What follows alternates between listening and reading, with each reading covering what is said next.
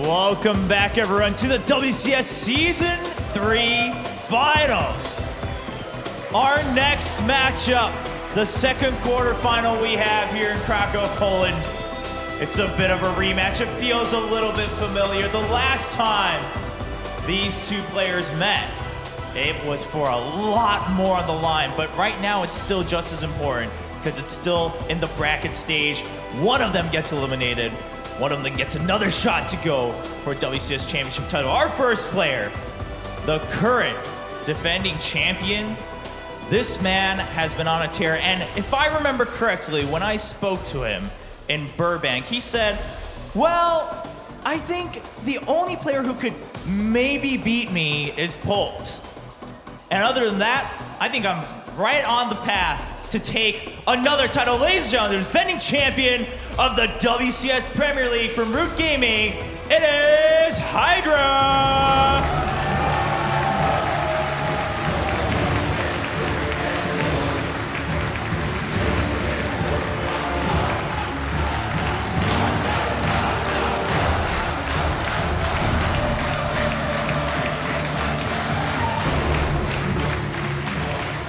And his opponent, the upcoming French superstar, he lost to Hydra in the finals of Season 2 in Toronto, but I'm sure he's learned a lot from him. Now he's back to try to uproot the defending champion from Millennium. It is Lilbow!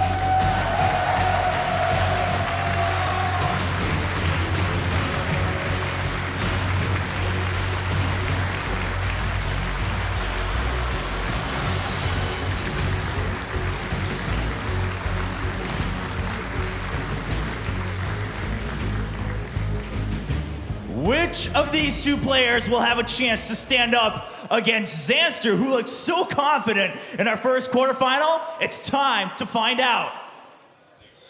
Thank you very much, Chobo. We are all excited up here on the desk. And joining us in Poland is Tastosis, everybody. Hello, Nick and Dan. Welcome to the desk. Thank you so much. We're really happy to be here and join you guys for this round of 8 in Krakow. Beautiful city, by the way. Yeah, my first time here in Poland. I absolutely love it. I'm so excited to be here. And we have a brilliant game on its way. The players are just getting set up in the booth. So before we go to the game and start talking about the game, the players did have a couple of words for each other.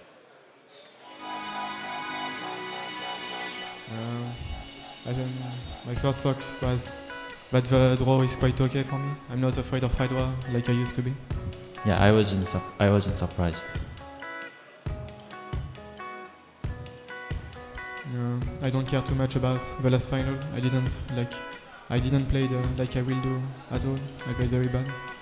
I won last season final, and I noticed that he's been improving a lot after that series. So yeah, maybe this round already is gonna be more exciting than last final.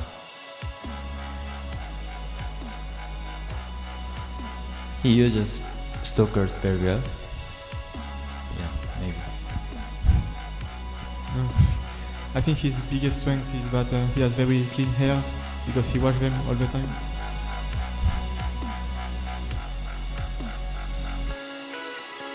He washes his hairs too much. I don't know. I think he just plays same style every game.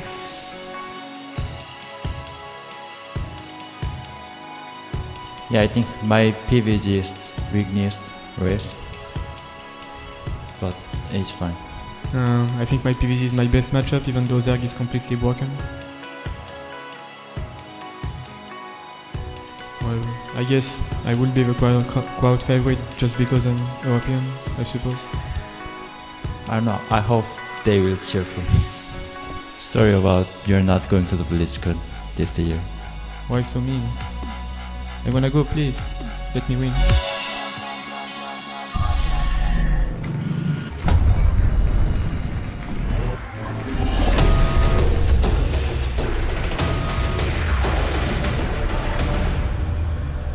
Hydra and Lilbow. Super excited for this one in Control.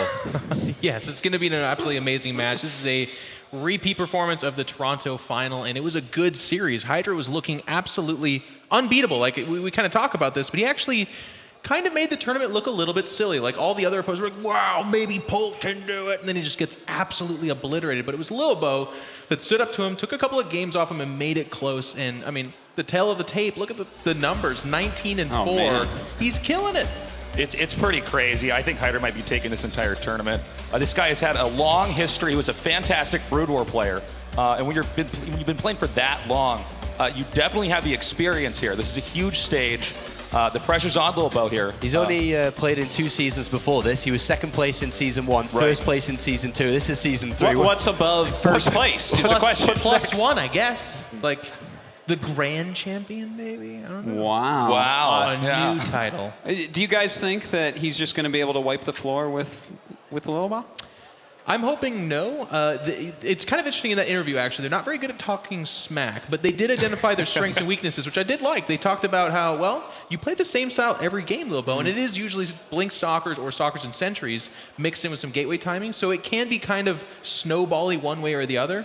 But Lilbow is so crisp and so clean about that execution. We're going to see Protoss tomfoolery at the highest level. And Lilbow's had a little bit of time to rethink what he's going to do coming into Hydra. And if you think about it, there's a lot less pressure on him now than there were in the original series in the finals they met last time. I do suppose you're right about that, but don't forget, if Lilbow can somehow go through and win this tournament, he's going to be going to BlizzCon, which is the biggest stage in StarCraft II.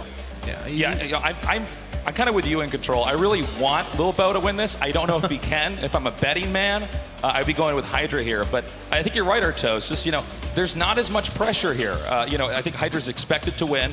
But if Lilbow can upset, that'd be huge. It's interesting. I mean, well, the BlizzCon storyline is there, though. And these guys are aware of it. Like, they were kind of joking around about it in the interview, and I think that's a good way to handle nerves. But Lilbow has to beat Hydra here. And if he does, he gets rid of one of his biggest obstacles in going to BlizzCon. Like, the rest of the tournament gets easier for him, I believe. And I mean, Hydra is probably the best Zerg in this WCS Premier League, right? I mean, a 2nd place, a 1st place. Behind Patriots, yes. Yeah, of course. But he wouldn't meet him until the finals. And if he can somehow beat Hydra here, he goes up against Zanster next, which is a great Zerg, of course, but less experienced than Hydra. So this is the biggest game of all for Lilbow, of course. I would say if he beats Hydra here, 100% he goes to that finals. Does anybody here think Lilbow's actually going to win? I'm just curious. Are we all just agreeing? Is that the consensus? We've been doing predictions. Up here, I think I picked Hydra.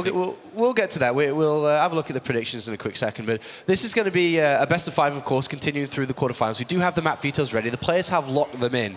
And we'll take a quick look at that in a second here. But talk to me about the differences here for the best of 5 compared to the best of 7 that they played in last time.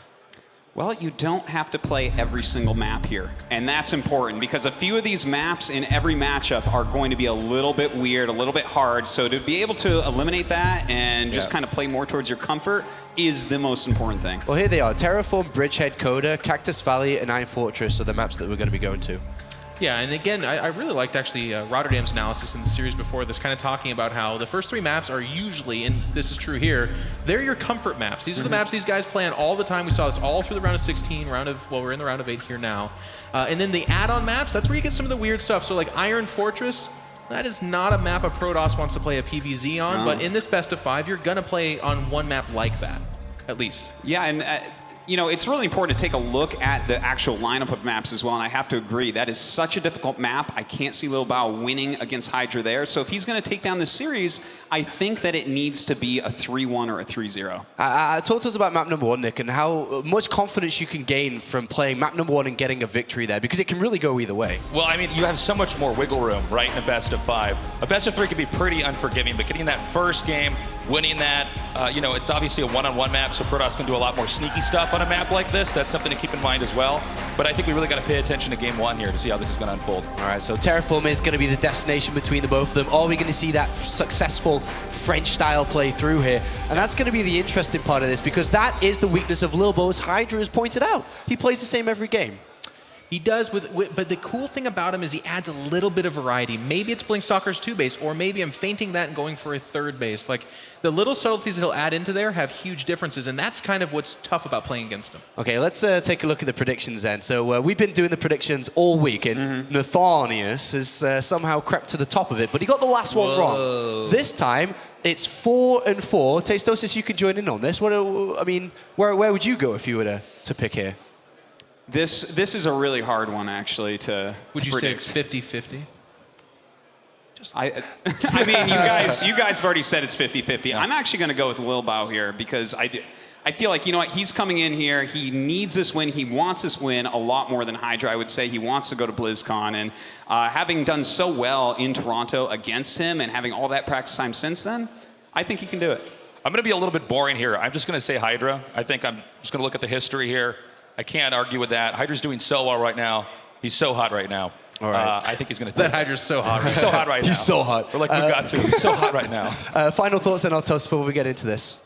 I'm really hoping to see Lilbow pull out his absolute best games here, mix up a little bit, throw Hydra off. The fact that Hydra told him that he feels like he's predictable, maybe he can use that against him and make it look like he's doing the same thing every game, and then maybe pull a couple fast wins. He did have time to prepare, so he could definitely mix it up here. And Control, what do you think?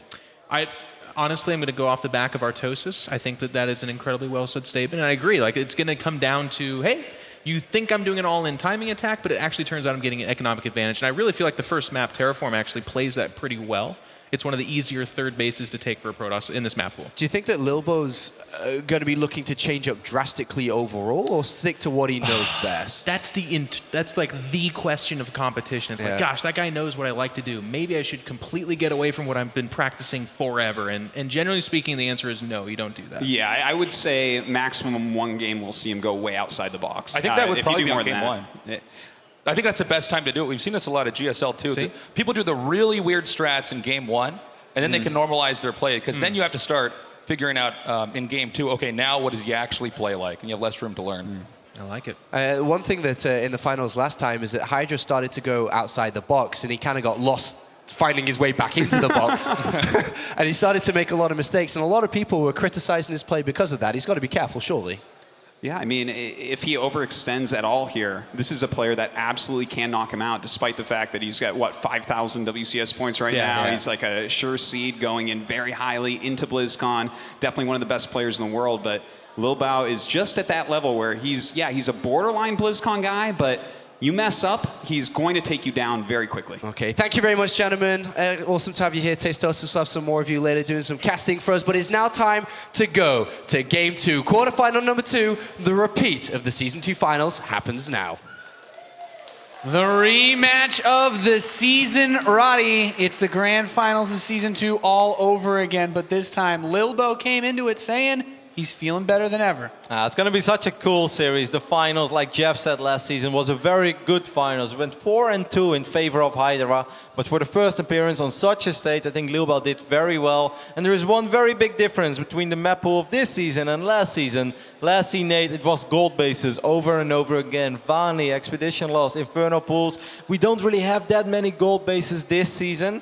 One of the gold bases we do have is, of course, on our very first map, which is going to be played on Terraform. And I can't wait to see if Hydra is actually going to take it, Nate. That's right. We are loaded into Terraform to kick off this best of 5 here at the World Championship Series. Can the Frenchman overcome his adversary, the champion from Season 2 in the Northwest, spawning as the Blue Zerg, Root Gaming's Hydra!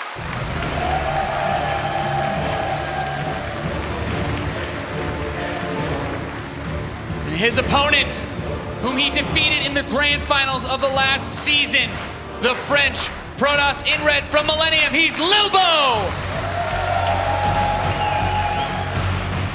Such a big series, Nate. It's such a big opportunity for Lilbow as well. A while ago, when it was Season 2 going on, we said he could maybe make it to BlizzCon, but it all didn't seem that realistic. Now, with this bracket, I do think it's very realistic, especially if he's able to overcome Hydra over here. In this best of 5, it's going to be very difficult, but I do believe he has what it takes to go all the way.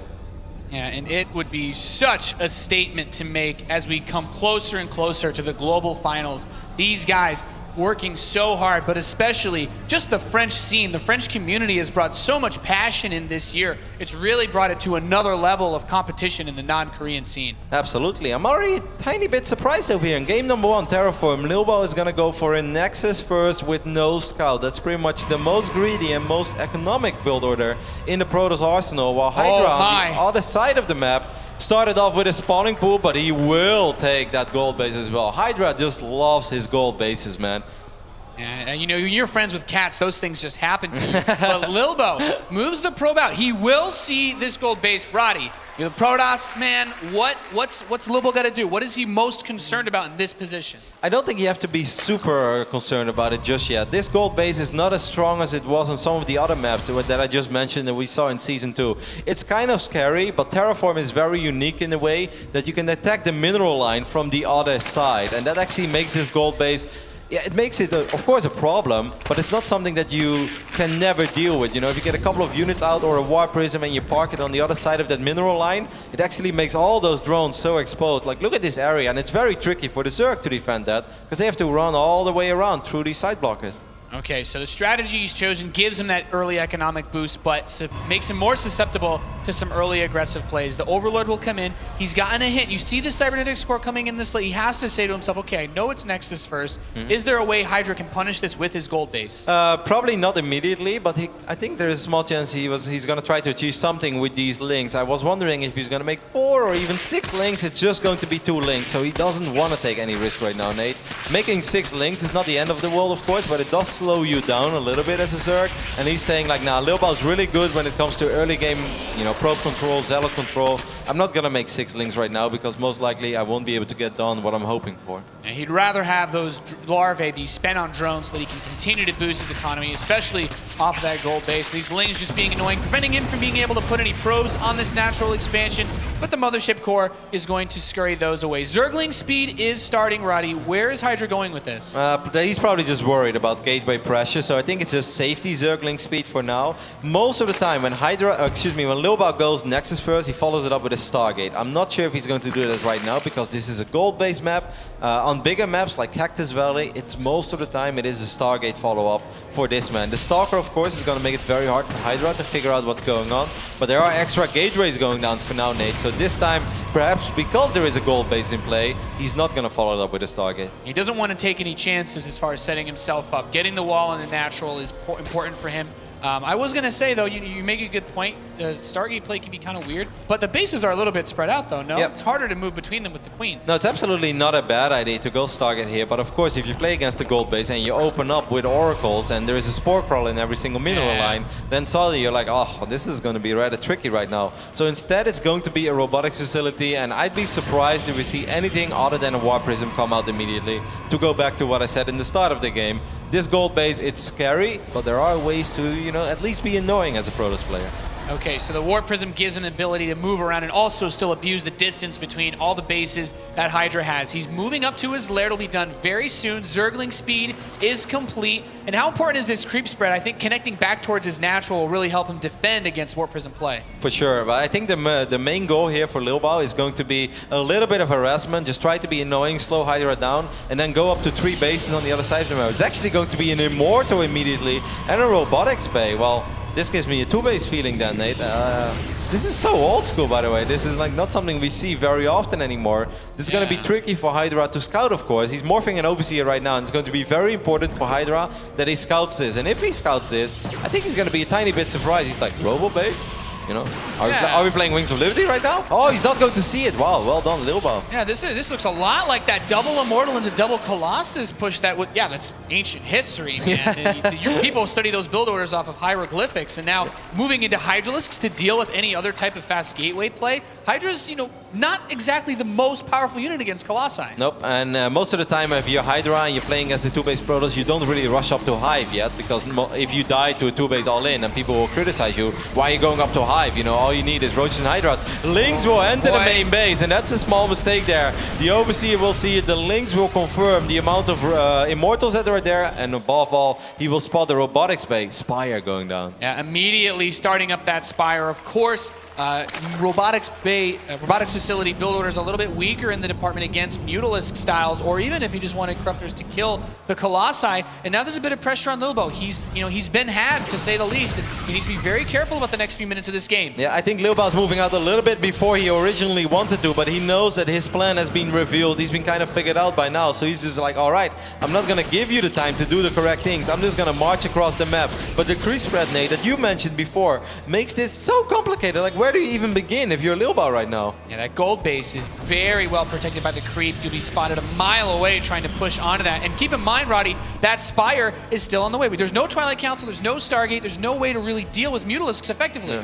Yeah, Mutalisk is probably going to be the unit of choice here for Hydra, but like you said, even if he goes Corruptors here, I don't even think that would be a horrible decision, because it's all about killing the Colossus and then you can make Hydralisk and you should win, but it will most likely be Mutalisk. The only thing that can be scary for Hydra is if maybe, he leaves the Photon Overcharge at home and then he just all-ins with all the gateway units and Photon Overcharge will push away the Mutas, but right now I am digging, it's going to be Corruptors. Okay, well, I don't mind it, Nate, like I said.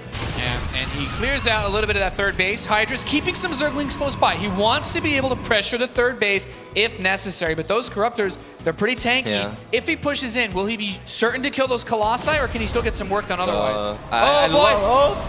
The Colossus playing with fire. I love how Hydra's playing this so far, though, Nate. Excellent creep spread, really showing off those mechanics, and he's just making the correct decisions. Like you said, there is just not a whole lot of anti-air in this army. The longer Lilbow waits, of course, the more Corruptors there will be out, the more Roaches there will be out. He's warping in more cells. He has like no anti-air, Nate. Like sentries, they just tickle Corruptors. Yeah, he has 11 sentries and 3 Stalkers. Oh, I do love that. Colossi. Hallucinates a few, so we'll need to target fire down the proper ones. He's moving in towards the gold base. Corruptors are coming in from the north side. The Roach Hydra force hitting from the west, but the first Colossus is focused down, immediately destroyed. Now they're going for the hallucinated ones. He's able to get a couple of extra shots off. The Zealots are running in. There's just one Colossus left. Now they've all been destroyed. The Warp Prism will also be killed by the Corruptors before he can warp in any more Stalkers. Wow, these Corruptors did some serious work over there, Nate. It's just a few gateway units remaining, and from this point on, the Hydralisk are going to be a real problem for Lilbow. Pretty much everything is going to be, because he can't reinforce. He had to reinforce at home. This is not the way that he wanted game number 1 to play out. He had to take the long way around, Roddy, to come in and to reinforce this push. And with the creep spread still perfectly connecting this gold base with his main and natural, he can reinforce so quickly this army. I really love the fact that he went for Corruptors. It's just not something we see very often anymore. But in a scenario like this, especially when there is so little anti-air, it's just a great decision, because the Colossus were the backbone of Lilbow's army. And the moment it got picked off, it was all over. And to make things even worse, the War Prism got picked off. Yeah, Lilbow pushes in once again. The Corruptors even using that corruption ability on these forces to cause them to take extra damage as the force fields parse out a good amount of this army. But there's so much to push through. As soon as he gets through this wave of force fields, he's almost out of energy on these sentries, and the Hydras can start to get on top of those gateway units. Lilbow actually did pretty damn well over there, though, Nate. This time Hydra is going to be forced to pull the drones, but Hydralisk are doing so much work over here. They're just so much better than the Protoss units right here and right now. Yeah, they've completely overwhelmed Lilbow's army, and Hydra takes a dominating victory in this battle, losing 7 drones to defend his base. I think he'll take that trade against the 2-base Protoss. Yeah, any day of the week. Corruptor is going to chase down this Prism as well, which is definitely carrying some precious cargo, since Lilbow doesn't have a whole lot of units to work with at the moment. I love how there's still 2 drones in the mix. They're like, yeah, let's get him, buddy. Yeah, let those lobster claws at work. So they continue to push up. And now, he was actually locked out of his base. He walled off, so the forces can't even retreat back into his own base. Warps and Zealots right on top of this Roach Hydra. I just don't think it's going to be enough. A few more force fields are dropped, but the Hydras continue to stutter step forward. They will kill every last unit the Frenchman has. And I think with that, Hydra can secure game number 1. Gold bases all over again as Hydra takes Terraform pretty convincingly in the end there. And he's showing us, Nate, that he's not a robot. Something we criticize some players for, every now and then, that they just always do the same thing and they don't adjust to the weird strategy that their opponent is using. Hydra there spotted the robotics facility, saw the Immortals, saw the Colossus, dropped the Spire, and went for Corruptors. Very old school, but in this scenario, a brilliant decision. Yeah, a thorough breakdown of his opponent's build order, and really just comes down to a few things. He had those forces in his main base trying to pick off the Overseer, trying to prevent that aerial form of scouting, but then the Zerglings slip by the natural, and he pulls the probes away, delays a bit of mining, but then getting those lings in to also help confirm that robotics bay was really important for him to make those excellent decisions that you've just pointed out. Yep, threw down the Spire just immediately. Good news for Lilbow is though that we're gonna play a couple of maps without gold bases now, Nate, so that's perhaps something that he can work with. Of course, later on we could potentially see Dash in Terminal, as Bridgehead is going to be map number 2. That's actually a surprising map 2 here.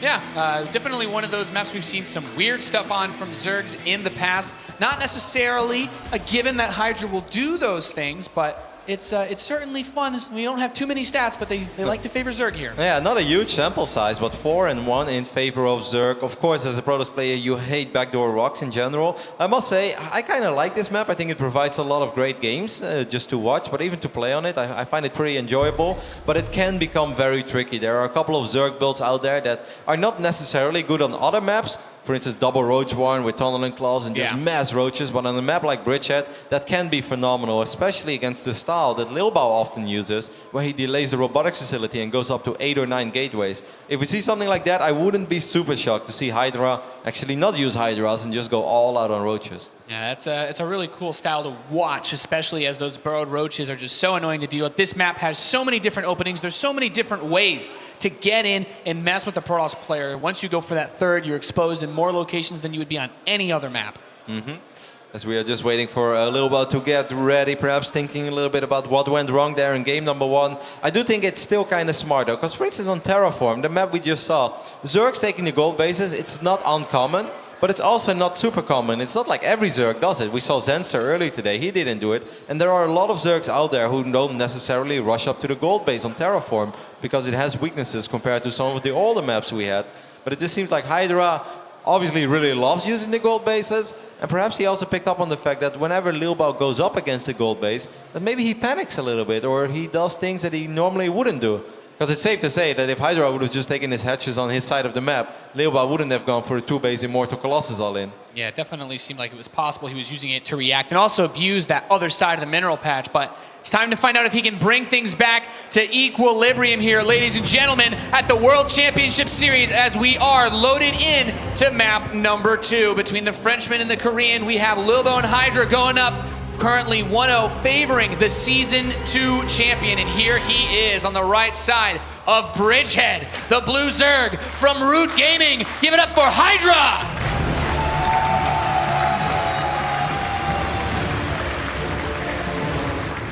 His opponent currently down 0-1, trying to bring things back. The Frenchman from Team Millennium, he's Lilbow! BlizzCon dream is still alive, but he's gonna have to win 3 out of the next 4 maps against this man on the other side of the map.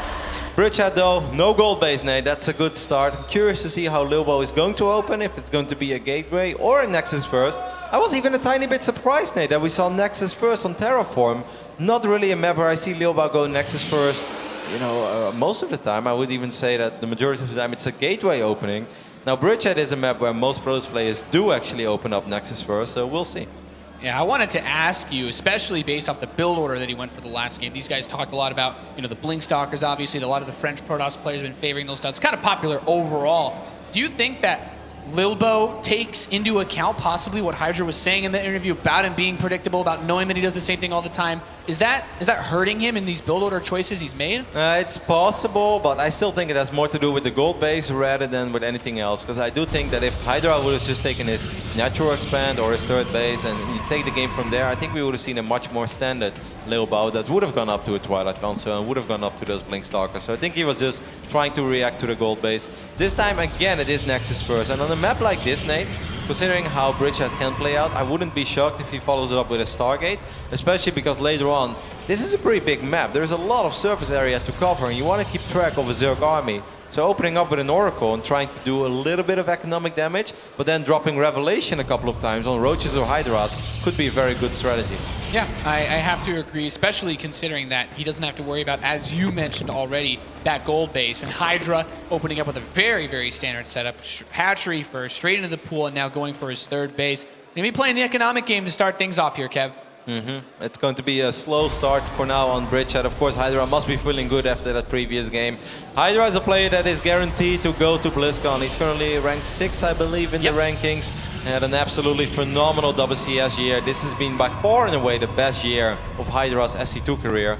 Has won so much money, and of course, you know, his dream is not just to do well over here, Nate, even though that would be another crowning performance for him, but it's BlizzCon as well. Yeah, everybody's getting ready, you know, for the end of the year, the global finals. That's where you want to be, and you know, it's so much pressure on Lilbow that he's already had to face this man once in his, you know, the ends of his journey for Season 2. But now, having to come up against him again, I have to agree with the boys at the desk, man. They were talking about how if he can defeat Hydra, perhaps that's the most difficult opponent he would face. I feel, you know, beating this guy after he took you out in the finals of the last season, you know, that's a monkey off your back. Absolutely, that would feel phenomenal. And I think he said it as well when we did the group drawings. He's like, well, you know, this is a pretty tough one. Obviously, it could have been better. It's going to be a sentry after the Zealot for Lilbow, so we'll see the real tech building go down, and it is indeed going to be the Stargate. I'm not too surprised by it, Nate, and I do kind of like it. I'd be kind of surprised if he plays Phoenixes. I'd be very happy, because I love Phoenixes myself, but I think it's going to be an Oracle for everything I just mentioned before. And Hydra is probably not going to be too surprised to see an Oracle fly across the map, because it's a very common opening of Protoss on this map.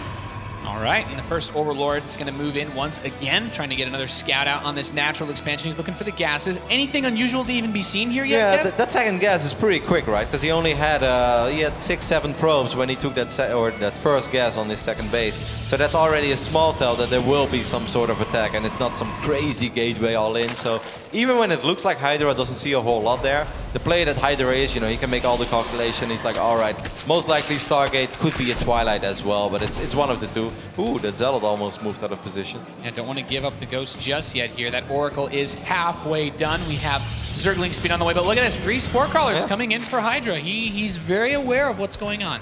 Just spotting the gases is often enough for a player of Hydra's caliber.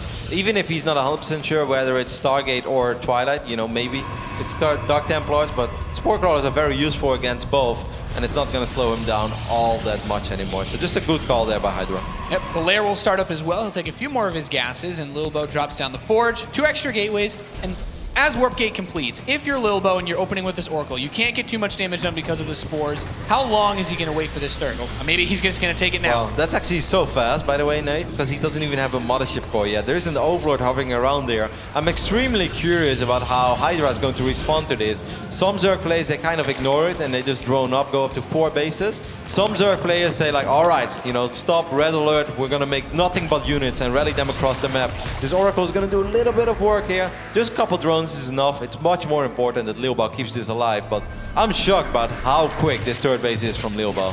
Yeah, he got his +1 starting up now. Don't lose it. Don't lose the Oracle, pulls it away from that Queen as it moves up the ramp, warping in a few more sentries. So +1 attack. This is looking a lot like a good setup for what we basically see most Protoss players do these days, Cap. As 1/1 Ling upgrade start for Hydra. That's cool. We might see Ultralisk even in this game eventually. Something we saw earlier this tournament being used as well by Zenster. Even Snoot brought out the Ultralisk quite a bit against Gongfu.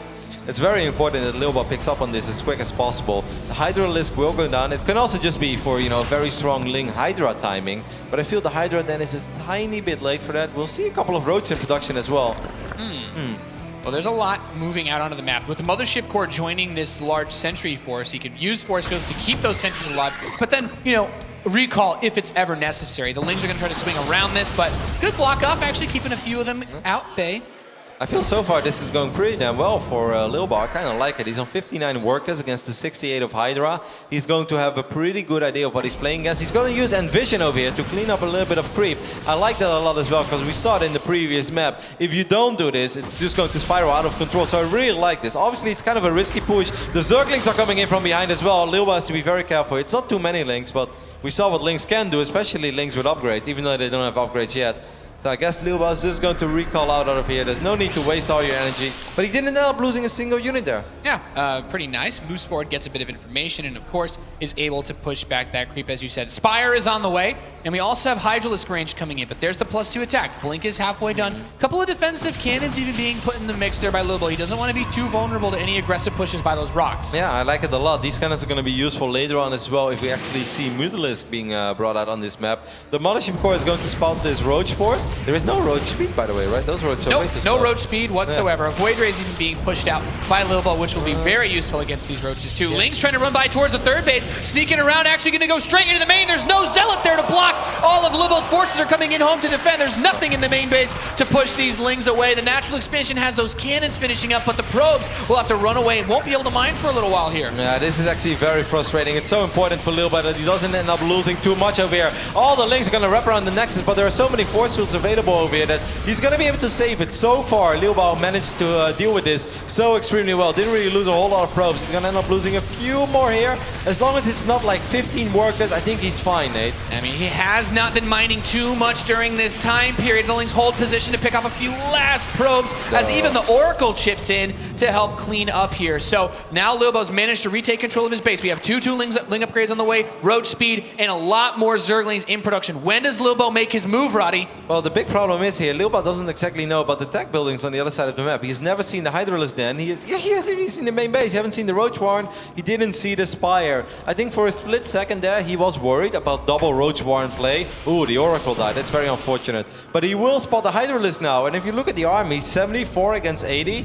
Blink is ready. I kind of like this for Lilbow. You know, there is 1-1 upgrades, but there are not that many Zerglings out on the map at the moment. I mean, he's got 44, 22 more on the way, and Yeah. those two upgrades are really making me nervous in this position. With 60 Lings, that's indeed a whole different ballgame. That's a good setup over here by Hydra as well. Lilbow's gonna have to be very careful. He needs to drop more force fields against these Zerglings. So far, so good though, Nate. Yeah, he's managed to hold most of them back. He's going to move towards the left side. All the Hydras and Lings are on the east side, grabs these roaches, but at the same time, Hydra going for this surround. Lilbow says, okay, I'm going to eject, hits that recall button, and he's back home. And what I like most about it, Nate, is because he didn't have a reinforcement pylon. It would be very silly to fight there. As a Protoss player, you never want to fight without a Warp Prism or a reinforcement pylon. This time he's going to fight a lot closer to home. He's going to spot all these Lings. He should have been able to click on these Lings by now as well to realize that these Lings got upgrades. +1 flyer attacks is going down as well. I kind of feel that Hydra is still gearing up for a Muda switch, but I'm not sure how effective it's going to be this map. He needs to trade out against these Stalkers, especially. There's a lot of army here that could deal very well with Mutas if you went into them too quickly. And Lilbow's continuing to steam towards that fourth base in the northeast. I just wish that he had something to reinforce himself with. Like, this push would already be incredibly scary. There is a probe there in the middle of the map, but Hydra is probably going to pick it off after he's been trying to pick off a couple of these Stalkers. Big battle right now. Yeah, Guardian Shields get popped. There's the first few force fields, but you said it, Kev, without a reinforcement pylon, these Lings on the west side are going to be very difficult to deal with. The Mothership Core up front will get sniped, doesn't have enough energy for a recall, so no escape for this Protoss army as Lilbow continues to force field off the Hydras on the right side. He's cleaned up the Lings. He has an opportunity to retreat here, but how far is he willing to go? Steps forward again. Hydras are moving in. There's no more force fields. I think all these sentries are going to die. I think the best thing right now is just to blink back and wait for reinforcements or run towards reinforcements. There are a couple of Stalkers joining in real soon, but these Hydras, they've taken care of all the sentries by now, Nate. Yeah, and with the rest of the Stalkers blinking in, it's still a very difficult trade for Lilbow to take. And now we start to see the Mutalisks on the production tab even coming in to help fight against these, bringing every single unit that he has. The Stalkers forced to run back. Yeah, it's kind of nice for Lilbow that he spots the Mutalisk right here, though. That could have been worse. If he spots it when there are 15, 16 and he's out of position, he's going to lose a bunch of probes immediately. Let's not forget, these Stalkers already have +2. That's an okay-ish scenario to deal with Mutalisk, as long as there are no Zerglings on the ground, because these Lings are becoming very, very gnarly. With the 2-2 upgrades, they are so difficult to deal with. These Mutalisks are going to come up. He's just going to trade head-to-head. Lings on the ground, Mutas in the sky, and all of these Stalkers blinking back are just going to die, Kev. Lilbow drops below 90 supply here, pushed back towards his third base. He's got cannons, but how can he ever leave his base now? Yeah, he's just going to have to defend for now and rely on these cannons. Doesn't have a Mothership Core, so no Photon Overcharge. He's going to wipe in a couple of Zealots to help out against these Lings. And they're choked up. The Zealots aren't even hitting the Zerglings. All the Stalkers are taking the maximum amount of damage. And as the Mutalisks continue to pick up these forces, Hydra takes a double supply lead over Lilbow. Infestation Pit finishing up. We're going to see him push towards Hive Tech. GG. Hydra takes the 2-0 lead in this best of 5. It's all business so far for the reigning champ Hydra. Played very good there, Nate. Interesting style with those upgrades, with the emphasis on so many Lings. You know, 44 Lings, make 20 more, 66 Lings. But I still think that was a manageable game for Lilbow. I kind of felt that he handled everything well. The run-by was unfortunate, but it was going all right. The biggest problem is just that he was so far north out on the map on Bridgehead, and he didn't have a reinforcement pile, and he was forced to reinforce all the way in the middle of the map. That's why the first time he was forced to recall, because he's like, all right, I'm not going to fight without reinforcements. And then the second time, he was just stuck. He lost his probe, he lost his pylon, and that's just the beginning of the end. As a Protoss, you need those reinforcements. Yeah, really difficult position to be put in, not being able to reinforce his army. As we are finished up with Game 2, we are going to go to a very small break while we get ready for Game 3. We'll be right back.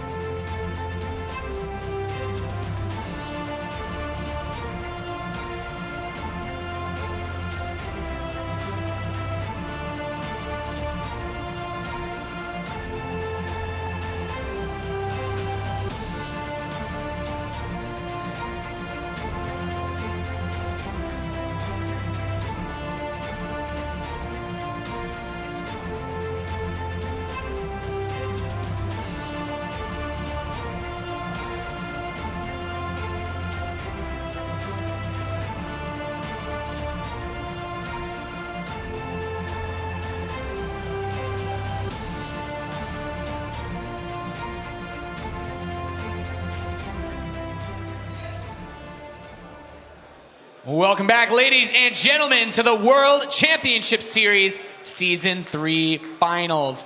We are just about ready to get into game number 3 between Lilbow and Hydra. Things looking rough for the Frenchman, Roddy. Yeah, definitely a very unfortunate series so far for him. Game number 1 gets thrown off a little bit by that gold base. Game number 2 handles most of the things all right. And then just one crucial mistake there. Not expecting Hydra to be as aggressive as he was. Well, mate, on this map, Koda, it's pretty much the most straightforward map right now. There shouldn't really be a whole lot that is going to surprise Lilbow. And perhaps this is the start of the comeback that he truly needs right now. Yeah, this is where he has to make it happen. From this point forward, Lilbow must win every single map that remains in this series if he wants to move on and keep his dream alive of making it to the global finals at BlizzCon later this year. Everything is on the line on Koda. The French superstar, he did so well in the previous season. One of the very few non-Koreans that still has that BlizzCon dream alive, or pretty much the only one. It's been a very impressive season by him regardless, Nate. Regardless of what happens over here. In the round of 16, he was in a group with Jaedong and 4GG. He managed to win that group. It's been so long since we saw foreigners winning groups like that. So Lilbow has definitely shown us that he has what it takes to mess with the absolute best. And that is right now, that is Hydra. There's a reason why he is the reigning champ. There's a reason why he's so incredibly high ranked when it comes to WCS points. And there's a reason why he's just such a beast, Nate. Yeah, Hydra has been, you know, one of the biggest things I think that shows like what this season, this year, this whole format's been about. Move to America. God, as he's been living in California with the Root Boys. We've seen the crazy strategies come out of him, and you know, it's been really fun to watch him develop as a player because he's come in and I think his interviews have been really good too. He's been one of the guys that's really been showing how much he cares about being a part of this circuit. Yeah, I really love how you pointed out as well, Nate. Like, obviously, Hydra is a very strong player when it comes to mechanics. Plays at 320, 330 APM all the time. He's a very clean, very smooth player. But he's also a player that thinks outside of the box and shows us some very cool and creative stuff, which is something that we don't see super often, you know, from those Korean players in general. And perhaps living with his captain, of course, Root Cats has something to do with that. Perhaps he made him a little more open-minded, Nate. Certainly hard not to be, but we are loaded into Game 3. Can the Frenchman bring it back on Koda in the Northwest? Spawning as the Blue Zerg, representing Root Gaming, he is Hydra!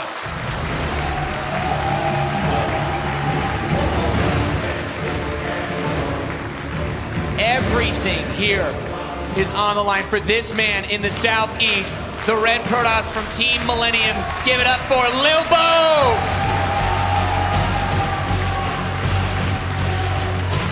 Awesome crowd, by the way, here, Kev. Absolutely. Poland always shows up, Nate. It's been like that since 2011. Every single tournament we've ever had here has been awesome. Early this year, even, IM Katowice was great.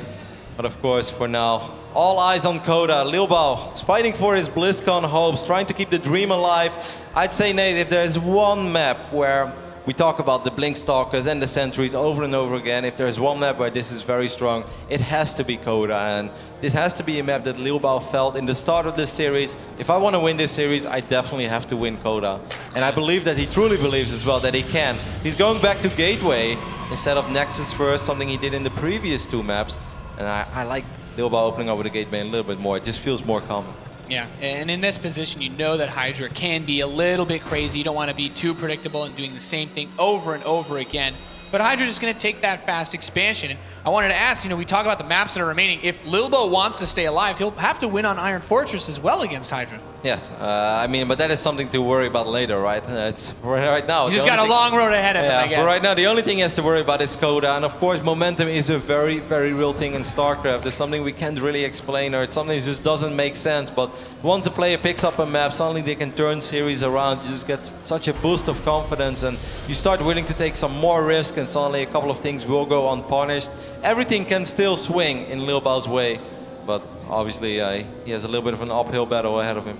And he starts up that Nexus on the low ground. We can see now as Hydra's got his spawning pool coming close to completion. Should be moving out another drone, probably towards that third base soon if he wants to mimic the same play as last game. He takes his gas. So what are we expecting? Just sticking to his guns, Blink Stalker Sentry, ye old standard Protoss. Absolutely, and just make the big push on 3 bases. Now there's something very cool about the last time that Hydra and Lilbow played against each other on Koda. Hydra opened up with a very quick burrow where he tries to burrow a Zergling in where Lilbow would normally go up to 3 bases, and that kind of forced Lilbow in a very awkward 2-base all-in that was just hitting a little bit sooner than he perhaps normally would have attacked, but obviously not as hard, because on 3 bases you can produce a whole lot more than you can do on 2. And also if your push doesn't work, it's pretty much game over, because nobody wants to be a 2-base Protoss that filled an all-in. I kind of wonder if Lilbow is still thinking about that as well, if he's worried about that burrowed Zergling opening. And I wonder if Hydra is going to do the same thing again, or if he's just going to play it straight up and let Lilbow go up to 3 bases and take it from there. And that is one of the scariest parts about playing someone like Hydra, because you know he can and will do anything. We have a pretty fast Roach Warren relative to the other games in the start of this one, Roddy. That is ridiculously quick, Nate. That's one of the quickest Roach Warrens I've seen out of Hydra on 21 drones. You can do terrible things with that, but I kind of want Lilbow. Something we have to mention, of course, previous map, Bridgehead. His Mothership Core was so extremely late. He dropped tech buildings, he went up to like 44 workers, he even went up to 3 bases before he made a Mothership Core. Maybe Hydra picked up on that. He's like, hey, if you're going to be that greedy, let's see how you can deal with 6, 7, 8 roaches if I just shove them straight in your face. If you don't have a Forge, if you don't have Stalkers, and you don't have a Mothership Core, maybe you have absolutely nothing that is good against my very early roach pressure over here. I think that's brilliant analysis there, Kev. 7 roaches are on the way for Hydra, even kicking up a few lings behind this to try to help break through that wall. And yeah, there's no Mothership Core on the way. There's nothing here that can actually stop this sort of push. I'm actually extremely worried right now for Lilbow. He's going to take gases. He has sentries, but sentries, force fields are great in buying time, but you need to be buying time for something that can actually kill roaches. Right now, what are you waiting for then? Maybe Warp Gate to finish up and then start warping in Stalkers? This would be, I'm not going to say the hold of a lifetime, but this is going to be an extremely, extremely difficult hold for Lilbow because he is still so in the dark. Let's take a look at Lilbow's vision. He sees nothing. He hasn't seen anything since the start of the game. Man, Hydra is playing so smart right now, and Lilbow, he's in for a very rough surprise. Forge going down, that's something, but he needs to fire up the Mothership Core as soon as possible. All right, here come the roaches and the lings immediately. That Zealot gets surrounded, picked off, and they're going to get to work on this pylon. Probe's going to come in, getting another pylon as it will unpower that Warp Gate research. No ability to make units right now for Lilbow. Mothership Core is halfway done, but the first sentry's going to die across the gap. Running out of force fields is Lilbow. That is so crucial, Nate. No Warp Gate, no additional Stalkers. He's walling off, he's buying time, but there's almost nothing to buy time for. These sentries are going to run out of energy real soon. Roaches will start streaming in, and there is no Photon Overcharge. What a good build here to pick by Hydra. Roaches and Lings streaming across the map now as the probes come off the line to fight the roaches. Hydra wants to continue his run here in Season 3 and shut down Lilbow's hopes for BlizzCon. More and more roaches continuing to come. The Zerglings get inside. Sentries on the left side trying to fight. The probes have all been cleaned up, Roddy. 17, 18 workers going down, and Hydra is still not done. He has played an absolutely flawless series. He's up 20 supply. He's going to try to make it into the main base. Photon Overcharge might be available real soon, but it's still going to take forever before Lilbow can clean this up. Absolutely disastrous game for Lilbow, and just a very, very smart, strategy here by Hydra. Even the Stalker gets cornered in the left side of the natural expansion. There's nothing here to fight for Lilbow. More Sentries at the top of the ramp. 3 pylons trying desperately to find a way to salvage this game against the Titan that is Hydra. Has been dominating in WCS all year long. Photon Overcharge will go down, but this Nexus is running very low on HP already. Zerglings will get cleaned up, but these roaches should be able to get the final hits of this Nexus, and it's gonna go down as well. Well, Nate. There's not much left to say, Kev. Lilbow pushed back onto 1 base against a 3 base Zerg with 42 drones, link speed on the way, more queens, more roaches. And there's just not that much here for Lilbow. He's just going to have to make, one last shove? Yeah, that's the best you can do right now. 1 base economy. This is basically the weirdest 4-gate we've ever seen, but it's still a 4-gate, and just go for it. With your tournament live on the line, nobody's going to tap out before it's absolutely over. Hydra, of course, is so aware of the economic damage that he's dealt. He's so aware of the position that he's in. He's going to make nothing but units now, and Lilbow, he needs force fields straight out of heaven. He needs the absolute best force fields ever. Yeah, this is going to be so difficult. He can push him from 2 sides. So many force fields be necessary. There's the pylon trying to set up, but here come the roaches, here come the lings, here come the queens. Down both ramps, grabbing a couple of these stalkers. The force field will push the roaches back. He's cleaned up most of the lings. He's starting to get a little bit of footing here. That's absolutely a great start there. He dropped, of course, a lot of force fields, but he didn't lose a single unit. Every single unit is extremely important right now for Lilbow because he's extremely all in. There is no transition from this. Army splites, 36 against 38. He has to be so careful where he goes with his army. This could still technically work, Nate. Drones are coming off the natural. Hydra's going to try to shut down this push that Lilbow has. He moves back down the ramp, grabs a few of the roaches, and one of these queens should die as well. There's not much here to fight for Hydra, but that economy is slowly but surely paying off. He needs to keep landing those forces. Wow. Moving up towards the natural once again. He sees those units, comes up, grabs the ones coming from the drones are coming once again for Hydra. That Protoss army looks so scary right now, Nate. There's no roach speed, there is Zergling speed, but there's no static defenses. Hydra's gonna have to be so careful about how he wants to engage his army. Lilbow drops more good force fields. Drones are being pulled as well. Is he actually just turning this around now, Nate? I mean, he's starting to make it happen. Gets the drones at the 3rd base, the roaches at the 3rd as well. Those force fields have been really locking these units out of location for quite some time, and he's starting to cut into that economy. He's really digging into them now. He's just not losing any units ever since this push started. Lilbow has barely lost anything. He can drop a force field on the ramp now. He's gonna get 3 more roaches. Lilbow on 1 base against a 3 base Zerg. He's actually making this work. He's actually making it happen, Roddy. Completely locking out Hydra in this position. There's the time warp holding them in place. Whoa. GG! Lilbow keeps his dreams alive here at the World Championship Series.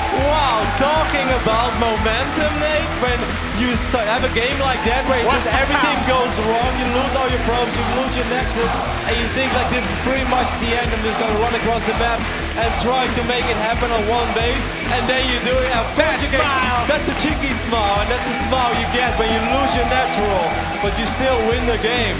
Wow, we've got a series now. Absolutely phenomenal decision making. You lose everything in your first thought. Well, just got to throw one last punch and hope it sticks. And boy, oh boy, did it stick. Hydra now in a bit of an awkward spot, but still 1 map away from advancing. He's not in too much trouble yet. Hydra probably wondering what on earth just happened, man. I'm pretty sure that game was over. I killed 18, 19 workers. I killed the natural. I killed a couple of your sentries. Where does it come from? Well, Nate, this is Protoss. It ain't over till it's over. And this crowd's getting riled up as this series goes forward. Oh, man. Cactus Valley will be the next map in this best of 5. Talk to me, Kev. What are we looking for? Well, I think we're looking at a very happy Lilbow at first. Once again, that must be going into this game with so much more confidence now. Of course, he realized he escaped, like he dodged the bullet there. That build by Hydra was designed to deal with his opening. And on paper, it all seemed to work out. But somehow, some way, Lilbow turned it around. Cactus Valley, of course, a 4-player map, very different than Koda. It is still a map with a lot of choke points. It's a map where I think Lilbow has to really be on top of his scouting, like proxy spires, proxy anything. You have to be so aware of it. It's a good map for stalkers and stalkers and sentries. The combination of it, except when mutas start flying around, I think it's very hard to blink from your main to your turret, or perhaps even take a fort base eventually. So as long as Lilbow scouts all the time, I think this is an okay map. There are a lot of Zergs who don't really like this map because of all the choke points. It's very important now that Hydra keep his wits about him, as it's now opportunity time for Lilbow to bring this series to match point. We are loaded in, ladies and gentlemen. It's time to find out if the Protoss player, if our Frenchman can keep his dreams alive of making it to the global finals. This is it, everything still on the line for Lilbow as we are loaded in to Cactus Valley in the northwest position, spawning as the blue Zerg. We have Root Gaming's Hydra. Even Hydra must be a little shaken up now, Nate. That was very surprising. Yeah, and this guy, man, he has a long way to go, but he's done it in the last map. Can he do it again? We have Millennium's Lilbow.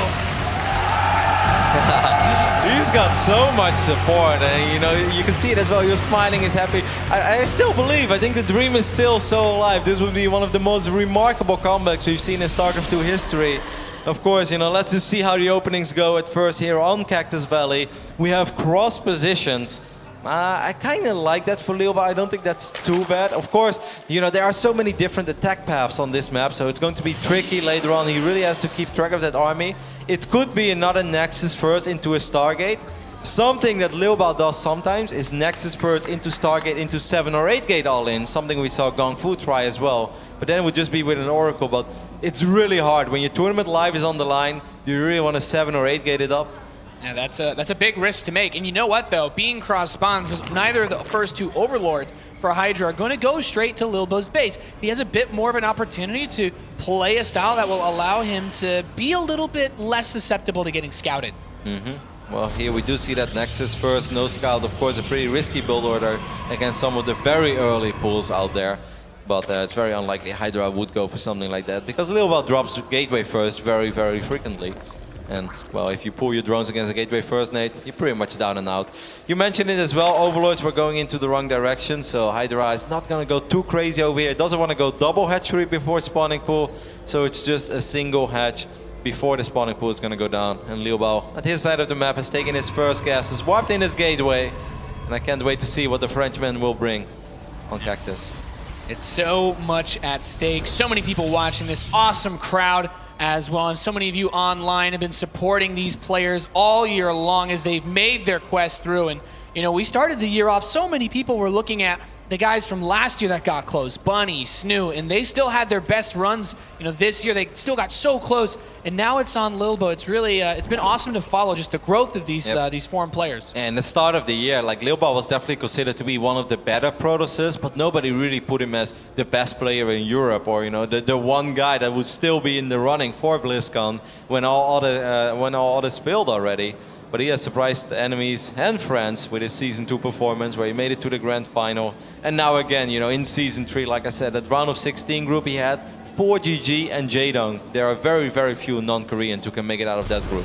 Yeah, he just slapped his way out of that one, and that's, I think, one of the things that makes him so fierce, if he's able to climb out of this hole that he's in. And you know, he already took the first step, and in this second game, he'll be allowed to get away with pretty much whatever he wants. Hydra's not doing anything crazy. He's going up to that third base. Hydra's probably never going to do that build again. He's traumatized, man. He's like, are you kidding me? I killed 18, 19 workers. I forced him to go for a full wall-off on top of his ramp. I unpowered Warp Gate technology. He had no mothership core. I killed the Nexus, and I still lost the game. Just Protoss things, Nate. And then, oh, look at this little cheeky pole position denying the scout. Really nice play there by Lilbow. Do not want to give any information to his opponent, and that sentry comes down, he'll take care of it with no trouble. Yeah, so far this is a very standard setup for Lilbow. It's gonna go up to most likely 3 bases here. There is no quick early tag, no crazy Twilight or Stargate. It could very well be him just trying to go up to 3 bases, saturate these gases, get the sentry count up, then get the mothership core, move out with a couple of units just to slow Hydra down, and then go up to 3 bases behind that. And then once again, as long as he keeps all the sentries alive and he hallucinates Phoenixes throughout the entirety of this game to really keep track of what Hydra is doing, this could be a very doable map for Lilbow. Yep, he's just cranking out those sentries as Warp Gate's closer and closer to finishing up. And Hydra, he's just cranking out the drones as well, but what are we really looking for? He's not entirely certain what his opponent is up to, so he's gonna throw on defensive spore crawlers just in case. Yep, he has no idea what to worry about, and Cactus Valley is a large map where we do often see stuff like proxy Stargates, so he's just gonna throw up these spores. It's very important to mention as well that Hydra delayed speed, so Hydra, he's playing very greedy over here. If Lilbow would have put on some very quick Whoa. Yeah, he's getting a few more gateways up here, Roddy. Moving out with a Zealot. What exactly is he trying to pull here? That is not very common, Nate. That's not something we see most of the time. They had a very cool game the last time they played against each other, which was actually a little bit similar, where back then Lilbow did the exact same thing, I think, against Hydra in the Season 2 finals. He pretends he's going up to 3 bases, and of course, eventually he could use this base if he doesn't cancel it, but he's making so many gateways, Nate, that he's going to try to sneak a probe across the map, and he's going to put on some real serious pressure. Zergling speed is late. Killing that Overlord is so nice, by the way, because if that Overlord spots all the gateways, Hydra immediately knows what up. He's still droning up. Burrow is an upgrade that is very, very useful for Hydra. If these armies actually start clashing with each other. But I think that Lilbow is going to be very aggressive soon. And it will all come down to execution. It will all come down to force fields. Yeah, he was posturing himself towards the northeast as he's only just found out where Hydra actually spawned. Tunneling Claws before Roach Speed. Wow, Hydra is reading this like a book, Nate. He hasn't even seen it yet. This is super uncommon. I cannot emphasize enough on how uncommon this is. Yeah. Tunneling Claws before Roach Speed is something you almost never see unless you're 100% sure that your opponent is pushing with just gateway units. And Hydra, man, he does have a sixth sense.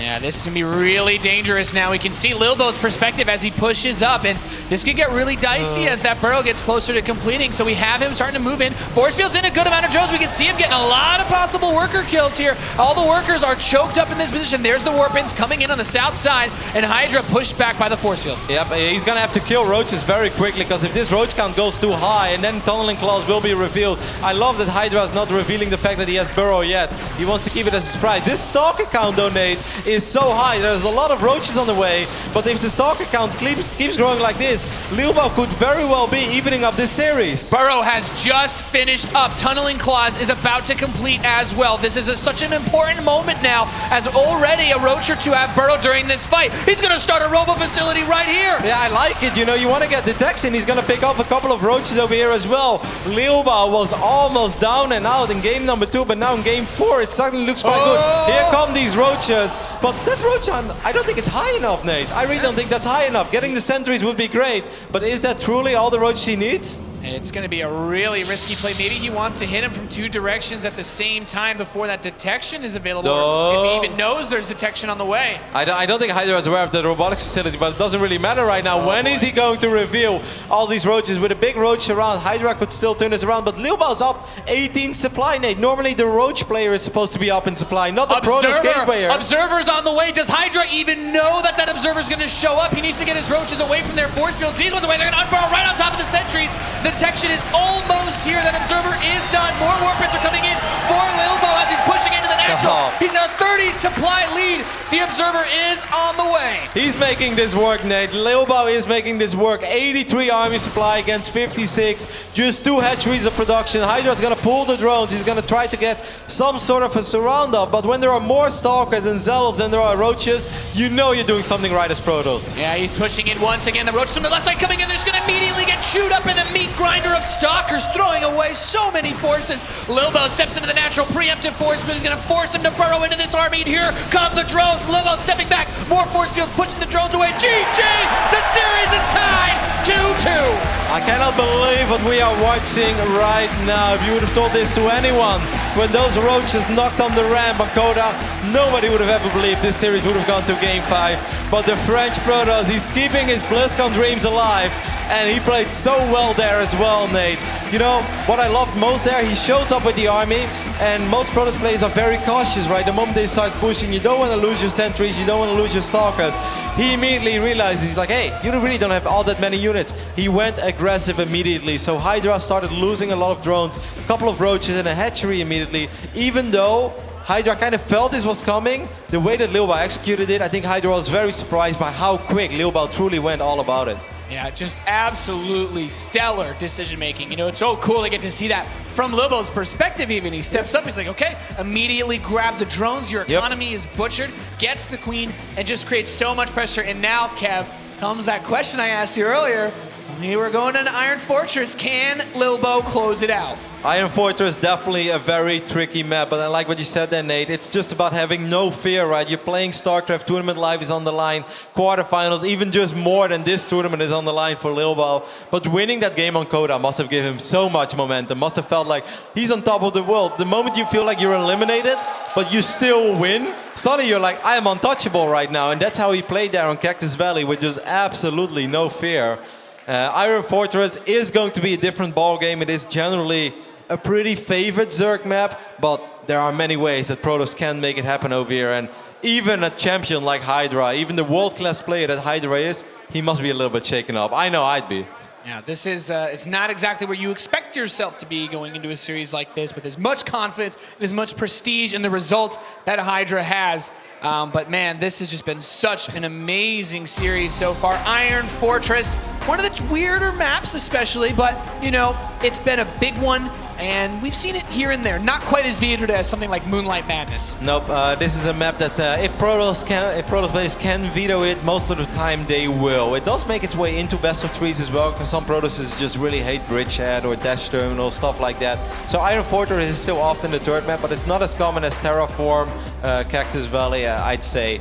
The main reason why, of course, as soon as we're loaded into the game, we can talk all about the map. The statistics though, Nate, 12 and 9, we can see slightly favored in favor of Zerg, but it's not an overwhelming number there. Yeah, not quite undoable for our Protoss player, as you know, there's so much on the line. To win this map puts him that much closer to making it to BlizzCon, brings him that much closer to that opportunity to really set himself apart from everybody else that's competed here this weekend. And if Lilbow wins this series, that also puts us so much closer to the first non-Korean player ever to win a WCS Premier League. In 2013, we had Stefano coming very, very close, but he fell to MVP in the final. And then we had to wait for years, Nate, until Lilbow made it to the final in Season 2. And now here in Season 3, perhaps it is doable as well. Of course, we still got a couple of very scary Koreans. Paul and 4GG will go up against each other in the quarters. And Hydra, he's still alive. He's definitely not down and out. But if I'm Lilbow right now, I'd be feeling pretty good about this series. He's got a lot of momentum going behind him. And, you know, he's got so many people that have been cheering for him here. I imagine all the French community tuning in. And it's just been so awesome to watch these guys grow together. Even this Polish crowd, man, they're chanting his name over and over again. Lilbow, Lilbow, they're feeling it as well. And as a player, that must bring a huge smile to your face. And I can't actually wait to see Mana play on this stage later today. If they're already going this ham for Lilbow. Bring the roof down, Roddy. It's going to be sick. The players are ready to kick off game number 5. It all comes down to one map on Iron Fortress. Is it going to be Hydra, the reigning champion, that will move on to the semifinals? Or is it going to be the runner-up of the previous season, Nate? I really can't wait right now. Yeah, we are loading in, ladies and gentlemen. It is happening. This is it to decide whether or not Lilbow will have a chance to make it to BlizzCon, to make it to the global finals. It's all resting on this one map. We are loaded in to Iron Fortress to decide who's going ahead and who's going home. Spawning in the top right position, the Blue Zerg, who won Season 2 from Root Gaming. He's Hydra! Still quite some love as well over here for Hydra. A lot of Zerg fans in the audience, Nate. And his opponent, there's a lot of fans everywhere hoping we can get a non-Korean through in the Northwest. The Red Protoss from Millennium, he's Lilbow!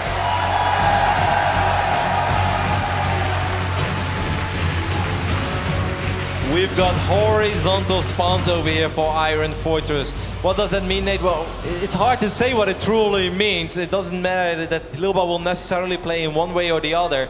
Going up to 3 bases will still be difficult. And there's even a question to ask there, like if you are Lilbow right now, where do you take your 3rd base? Most likely on the south side of your main. That is probably likely, but as you can see, there's still so much surface area to cover over there. Hydra could potentially attack him from so many different angles. So maybe we're going to see another 2-base special, but Lilbow is a player that in general has a lot of faith in his 3-base style. Now, in a position like this, with everything on the line, if he had anything else left to show, now would be the time to bring it out. Hydra's opening up economically a fast hatchery. I'm assuming Lilbow, with the current setup he's got, will also be kind of following the same trend this game. We haven't had too much of the cheddar brought out, Roddy, but man, oh man, what is your mid-game play if you can't take a 3rd base? Yeah, I mean, I'm sure he's going to try, right? The second pylon is going to be warped in over here. Hydra's going to switch things up over here as well, Nate. He's perhaps feeling the heat a little bit as he's taking an extractor. We saw on Cactus Valley how ridiculously greedy Hydra was opening, right? He went straight to layer, no Zergling speed, you know, just made nothing but drones for the longest amount of time. This time on a map like Iron Fortress, where we often see proxy pylons go down, he's going to switch things up and he's going to play a little more safe and will most likely actually open up with Zergling speed. Yeah, not wanting to give up any possible opportunities for Hydra to abuse his position or have his position abused, as it were. And we have that Nexus coming in. So the big question then becomes, what is Hydra going to do for the mid-game play? Will we see the Roaches again? Is it going to be another Zergling play into Hydralisks? Perhaps even Mutas? What do you like on Iron Fortress? In general, I just love a strong economic style from Zerg, Nate. Just get a couple of roaches early on, make sure you're safe, make sure you don't die against gateway pressure. And then the moment that the Plotus wants to go up to 3 bases, that's when you make that swell of links, where you try to wrap around the sentries. That's when you knock on the door with a lot of roaches and above all, a lot of Hydras. Because Hydras, if you set them out in a good concave, if you spread them properly, if all of them shoot at the same time, it doesn't matter how good your Blink Stalker micro is. You know, Hydras will reign supreme. Yeah, the damage output of those forces is just so potent. It's very difficult to control against them.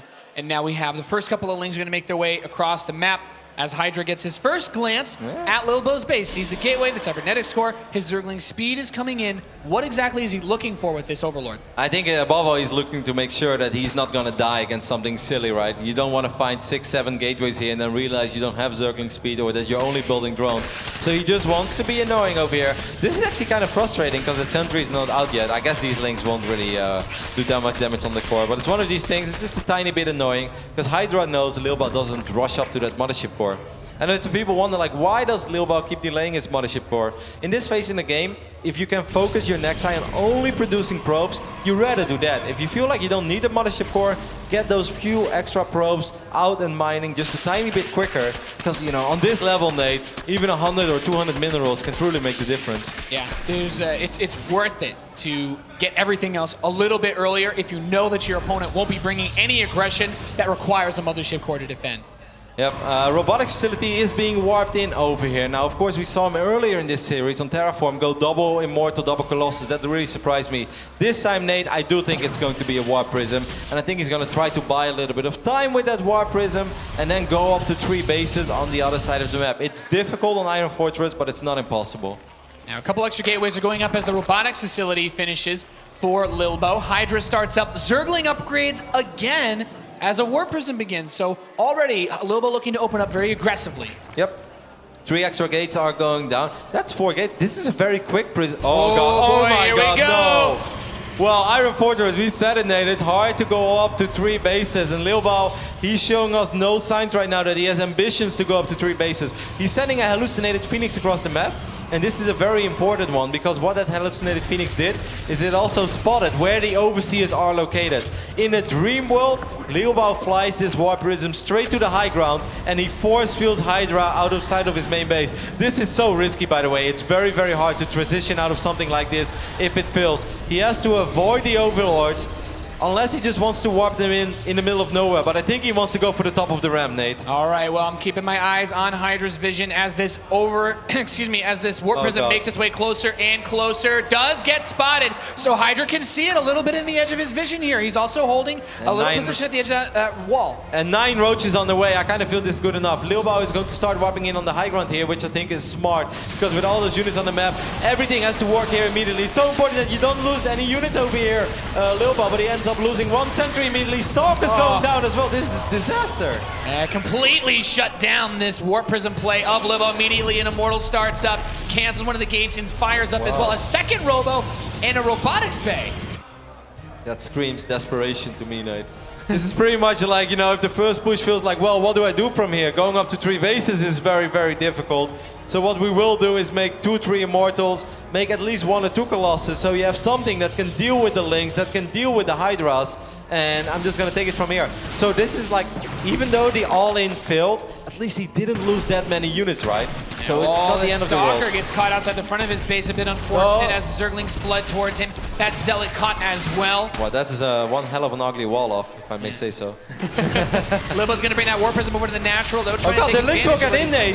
The Lynx will get in! They actually do make it in. Okay, so the Immortal's covering the ramp with the Stalker. Oh my god. His units in the natural get completely caught up. 2 of them are saved by the Warp Prism, but the Immortal gets killed by the Lynx. His follow-up hurts so much by this as a Colossus begins production as well. Yeah, these Lynx, they had +1 melee, so they did some serious damage over there. There's still no Mothership Core, by the way. There are 2 Colossus on the way. This is something that Hydra is completely unaware of, because something we didn't mention, Nate, is that Hydra was just so sure, again, that Lilbow would go aggressive, that he delayed his lair. He didn't rush up to lair. His lair is super late, but it was extremely good against that Warp Prism play. But if I'm Hydra right now, I just go ham on the roaches. So there's no need to make Hydralisk if you're playing against double Robo Colossus. You just make mass roach. What does he do when he spots this? You see these Colossi gets. Okay, so go for the roaches. Is there anything else that Lilbow can do as well to ensure this push could work? Alright, he cancelled something there and he waited for the Spire immediately there instead. A lot of drones on the way. It's kind of risky to go for a Spire here. Whether you want to make Corruptus or Mutalisk, it could all arrive rare or late. Like Lilbow right now, he knows that his plan is revealed. He has very, very little choice. There's no way he can go up to 3 bases. He's on 43 probes. That's just not really a realistic option. This Prism is going to spot one of the Lynx, doesn't spot the majority of the Lynx though. A counterattack could actually be deadly because these Lynx have +1 melee. The Mothership Core is out, right? Didn't we saw Mothership Core? Yes. I hope that he leaves it at home. Because if he doesn't leave, these Lynx, Nate, are going to counterattack and they're going to force so many defensive weapons and they're going to buy time for Mutalisk. Yeah, this is going to get really ugly really fast. There's not that much gas on the map right now for Hydra, but there goes that counterattack. One of the Colossi did just finish. Big Daddy Colossus on top of the cliff is holding the fort, and here comes Lilbow pushing now towards that 3rd base of Hydra. Lilbow needs to start whopping in Stalkers as well, because he barely has any anti-air. He's going to find these Lynx. Force fields could kill a lot of them. Oh, the Lynx getting caught by those force fields, really cutting that number quite low. Only 26 Lynx remain. The Spire is ready, but it's just roaches on the production tab. Yep, Hydra realizes that going for a Spire right now is a tiny bit risky, so let's just go crazy on the roaches. There's only 1 Immortal. Coming in from both sides, hitting from the north, hitting from the south as the roaches come in on the northwest side. The Warp Prism is here to keep the Colossi alive. He's pushing forward, he could actually do it. Here comes the next level Stalker, 6 more roaches in production, but Lilbow is marching towards Hydra's 3rd base. He's marching towards a potential victory. All the key units are still alive. 3 Colossus still alive. That 1 Immortal has to really stay alive. He's going to start whopping in units. Hydra will try to pick up the Colossus, but all the roaches are dying. There's nothing left for Hydra. 70 supply remains as Lilbow continues to march forward, cleaving through the drones, cleaving through the queens, and GG is called. Lilbow will advance. Can you believe what we just saw, Nate? Lilbow was down and out. It looked like he was dead on Koda, and he turned it around, and he advances to the semifinals. What a legendary performance. Absolutely stellar play out of Lilbow.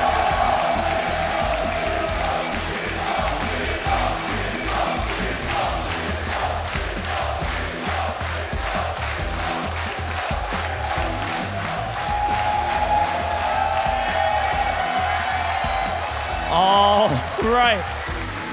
I'm going to be very honest. I don't think I've ever gotten this emotional as a host, but I can't imagine what you... Look at this crowd standing for you, Lilbow, but what's going through your head, sir? I just...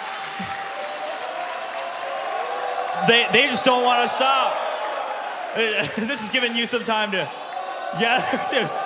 These guys haven't. I know you tweeted during that game. You're like, I can feel you guys cheering, but they've been doing this since Game 3 when you miraculously came back. All right. This is crazy. If I just tuned in, I would think you won the tournament. But let's hear from the man. Let's give him a chance to talk. I know we're all very excited. My heart's thumping too. I feel like I almost played in that booth. But I can't imagine. How are you still alive? I don't even know what to say. It's more than just being happy. Like I was down so hard and suddenly I just win a game for no reason. And then the public cheer for me so hard and suddenly I just feel great again and I just play my best and I just win.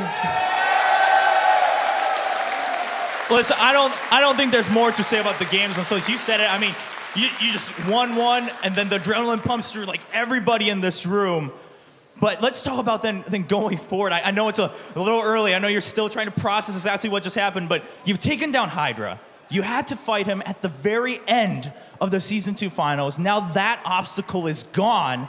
Do you feel like free now to maybe take this weekend? Do you think you can just fly through the whole rest of the weekend? Right now I basically feels like I have wings in my back, so I think no one will be able to stop me from going to BlizzCon. Nothing can stop him from going to BlizzCon. Ladies and gentlemen, your winner for the second quarterfinal, it is Millennium's Lilbow. Now it's time to hear what our experts have to say about this match.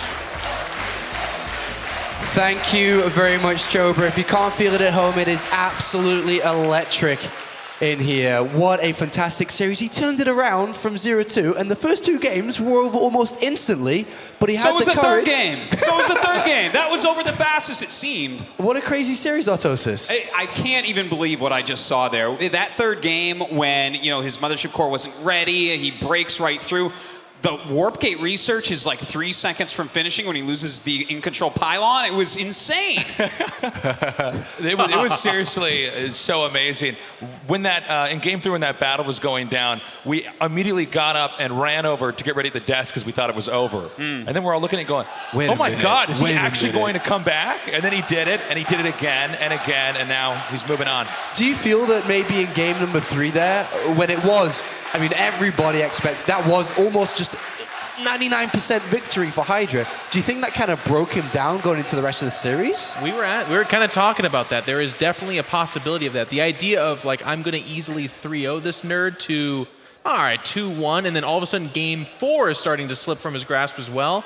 That can rock your emotions big time. And momentum is a real thing in StarCraft. I believe that. That was absolutely huge there. We do have a moment from game number 5 that we're going to be going into, Autosis. Love to get your thoughts here. Because, again, Lilbow chose a strategy which didn't seem to be working out originally, but he fell to plan B, and then things started to go in his way. We'll bring that up for you in a quick second. But game 5, when everything was on the line, decisive strategies from Lilbow. He was so watch this, right? He starts with a Warp Prism. He wants to get in here, get some good force fields and catch him off guard, but Hydra was on top of it, just surrounding these units. And where's the Mothership Core? Well, it's not right here, and he loses so many units. I thought he was dead right here. A lot of people did think he was in control. He fell back to plan B, and at plan B, we were wondering what it was going to be.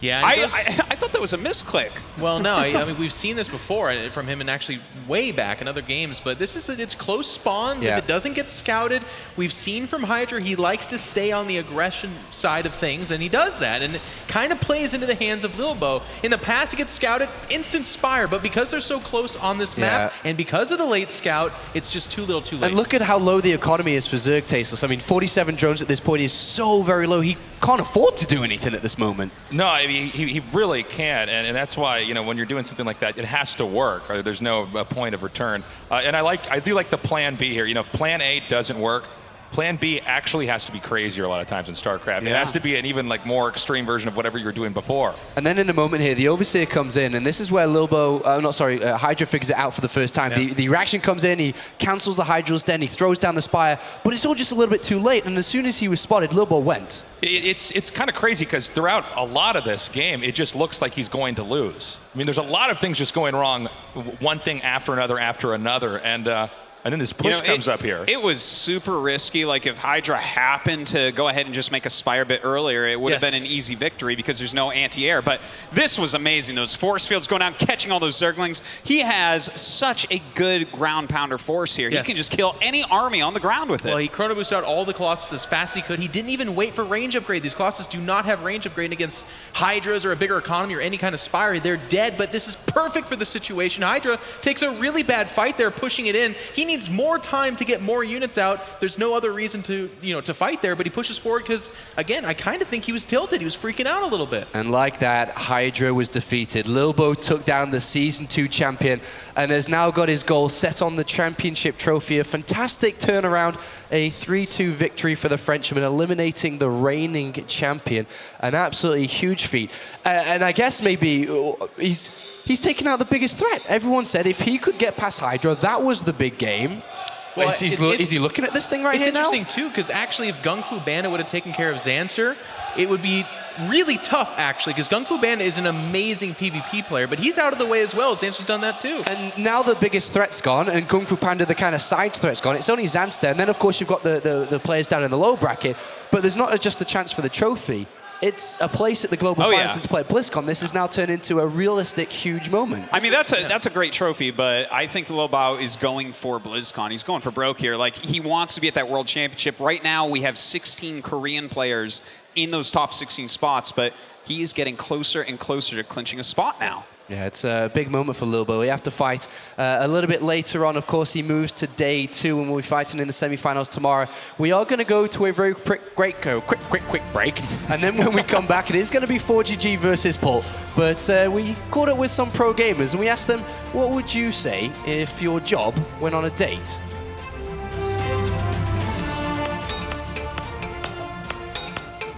So when someone asks me what I do in general, it's really his reaction really depends on if he knows the industry or not. The esports aren't that big thing yet, so I think still most of the people aren't looking that well if you say you are a pro gamer. It's like not a joke. I'm actually a pro gamer. I have a salary and everything. When I'm on a date, I'm married to the game, son.